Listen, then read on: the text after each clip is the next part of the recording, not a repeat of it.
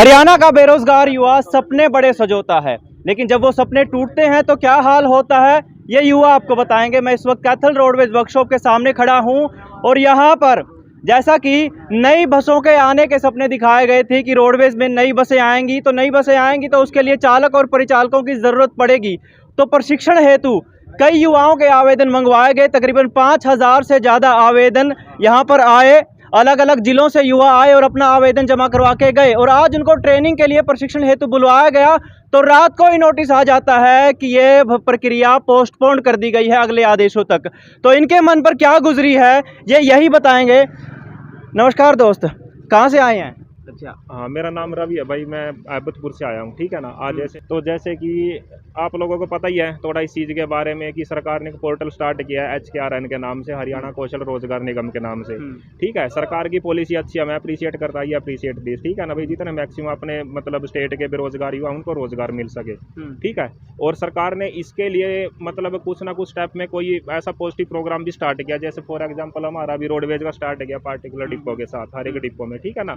तो इन्होंने 5 डेज का ट्रेनिंग का प्रोग्राम स्टार्ट किया। सबसे पहली तो बात मैं बोल देना चाहता हूँ कि ये कोई वैकेंसी नहीं है, हमारा 5 डेज का ट्रेनिंग का शेड्यूल है, ठीक है। आफ्टर 5 डेज जो हमारी ट्रेनिंग होगी डिपो के अंदर, उसके बाद हमें एक्सपीरियंस सर्टिफिकेट मिलेगा ताकि हम हरियाणा कौशल रोजगार निगम के अंदर अपना रजिस्ट्रेशन कर सके, जो कि कम से कम 1 साल से स्टार्ट हो चुका है, जिसके अंदर आपकी ज्वाइनिंग में वरीयता दी जाए, प्राथमिकता दी जाए। वही चीज मैं आपको बताना चाह रहा हूँ, ताकि रजिस्ट्रेशन होने के बाद कल वो अगर डिपो के आगार के अंदर वैकेंसीज निकलती हैं तो फर्स्ट प्रायोरिटी मतलब ट्रेनिंग वाले स्टूडेंट्स को, कैंडिडेट्स को मिल जाएगी, ठीक है ना।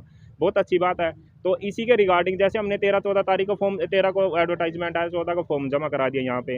तो फिर कल हमारे पास कॉल आता है और कुछ कैंडिडेट्स की ट्रेनिंग भी हो चुकी है ऑलरेडी कि आप लोगों का कल मॉर्निंग में 9 AM पे यहाँ पे अपने ओरिजिनल डॉक्यूमेंट्स के साथ उपस्थित होना है और आपका जो वेरिफिकेशन के बाद फिर आपका ट्रेनिंग शेड्यूल स्टार्ट कर दिया जाएगा, ठीक है। लेकिन यहाँ पर हम देखते हैं कि आप एक बार अगर कैमरा घुमाओगे सामने बोर्ड पे, ये दीवार पे नोटिस, यही वो नोटिस है। एक बार दर्शकों की जानकारी के लिए दिखा दें, साफ तौर पर लिखा है और रात को ये नोटिस चस्पा दिया गया था। सरकार के आदेशानुसार इस आगार में चालक, परिचालक व कर्मशाला स्टाफ से संबंधित चल रही ट्रेनिंग, टेस्ट व रजिस्ट्रेशन आगामी आदेशों तक बंद कर दी गई है। यानी युवाओं तक कोई संदेश नहीं गया, सिर्फ ये नोटिस यहाँ पे चस्पा दिया गया। सुबह जब युवा यहाँ पर आए तो सपने चूर चूर हो गए। तो मैं वही कहना चाहता हूँ, जैसे मैं भी 40-42 किलोमीटर मेरा गांव है, ठीक है ना, अहमदपुर निगदू पोस्ट ऑफिस, ठीक है ना। तो यहाँ पे हमने देखा ये नोटिस है तो, और ये बता रहे हैं कि जैसे अंदर साहब से, मैं गार्ड साहब जैसे अंदर तो अलाउड नहीं किया इन्होंने, क्योंकि हम भी चाहते हैं कि भाई शांति व्यवस्था बनी रहे, हम भी शांति व्यवस्था के साथ साथ हर एक चीज़ आपने, ठीक है। तो गार्ड साहब ने बताया कि ये नोटिस रात को आया, जैसा भी इनको ऊपर से इन्फॉर्मेशन मिली होगी। तो हम ये है कि जैसे जो रात को पहली तो बात है नोटिस, ठीक है, चल इन्होंने कल मैसेज किया था मेरे पास, दोपहर को 2 बजे कॉल आई थी कि आपको उपस्थित होना है, लेकिन कुछ ऐसा मैसेज तो कन्वे हो भाई किसी एडमिनिस्ट्रेटिव रीजन की वजह से भाई इसको पोस्टपोन कर दिया गया, आगामी आदेश तक रोक दिया गया। इसके पास कोई मैसेज, कोई इनपुट नहीं आया रोडवेज की ओर से? हाँ, पोस्टपोन का कोई वो नहीं है, ठीक है ना। कोई मैसेज कन्वे नहीं है, ना ही कोई मतलब कॉल के थ्रू, ना कोई मैसेज के थ्रू, ठीक है ना। तो हम ये चाहते हैं कि ये जो हमारी ट्रेनिंग है, पहली तो बात ये ट्रेनिंग है सिर्फ 5 डेज की, ये हमारी ट्रेनिंग स्टार्ट कर दी जाए, ठीक है ना। वैकेंसी नो मैटर, वैकेंसी का ये कुछ नहीं है, ठीक है ना। हमारी ट्रेनिंग स्टार्ट हो जाए ताकि हम अपना भी, बेरोजगारी आप लोगों को पता कितनी है, ठीक है ना। तो हम ये चाहते हैं कि हमारा रजिस्ट्रेशन हो जा रही है ना कौशल रोजगार निगम में, और कल को अगर वैकेंसी आती है बेड़े के अंदर, डिपो के अंदर, आगार के अंदर, तो उसमें मतलब हमारा थोड़ा सा ये है कि रोजगार मिल जाए कैंडिडेट्स को। बस सरकार से या फिर हरियाणा रोडवेज के जो भी ऊपर वाले अधिकारी हैं उनसे हमारी यही है बस रिक्वेस्ट है कि इसको जल्द से जल्द स्टार्ट कर दिया जाए ताकि बच्चों को किसी तरह की परेशानी ना हो। ठीक है दोस्त, आप कहाँ से आए हैं?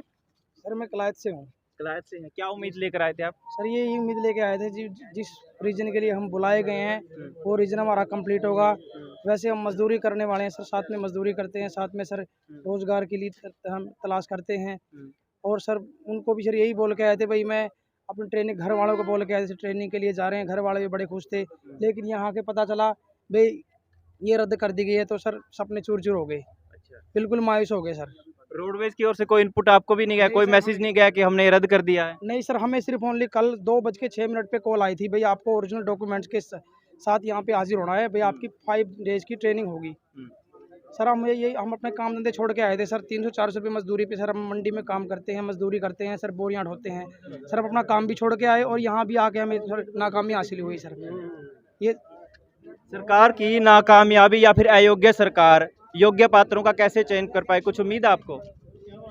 क्या बताएं सर आपको। अब जैसे कि 13 तारीख को नोटिफिकेशन जारी हुआ इस ट्रेनिंग का, प्रशिक्षण का, और 14 तारीख से फॉर्म स्टार्ट हुए भरने। 14 से 18 तारीख तक फॉर्म भरने की तारीख बताई गई थी।